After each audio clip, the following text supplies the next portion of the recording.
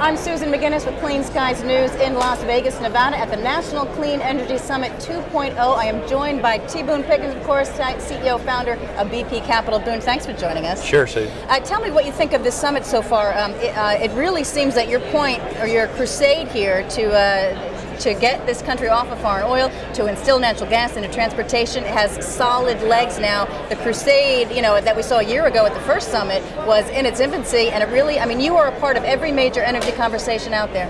I know it, and because I have a very good position. Position being, we've got to get on our own resources in this country, get off of foreign oil.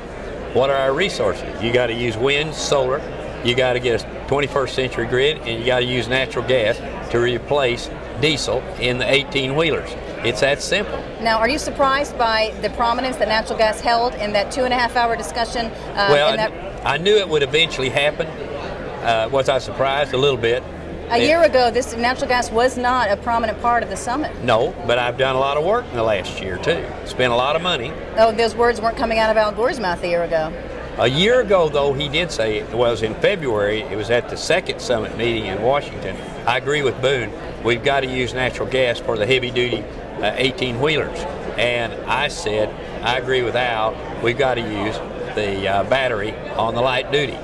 Now, we've got some energy bills out there. HR 1622, which passed. We have 1835, 1408. I know you know the numbers better than I do. Oh, yeah, 1835 and 1408. That is the bill for natural gas to go into heavy-duty equipment. Right. That's a key bill. Now, we have a very crowded legislative agenda with lots of other things going on. I'm hoping that snakes through. You're hoping it gets through? I don't want it to get connected to climate.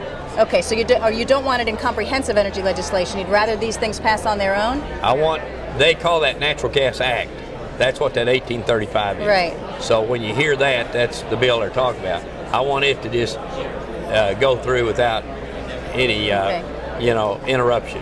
Tell us about natural gas, infrastructure for natural gas that you see one more time. You want to eliminate diesel, you want to move 18-wheelers to natural gas, and you want light trucks to use the battery. Use anything that is American, anything American. I want to get off of foreign oil.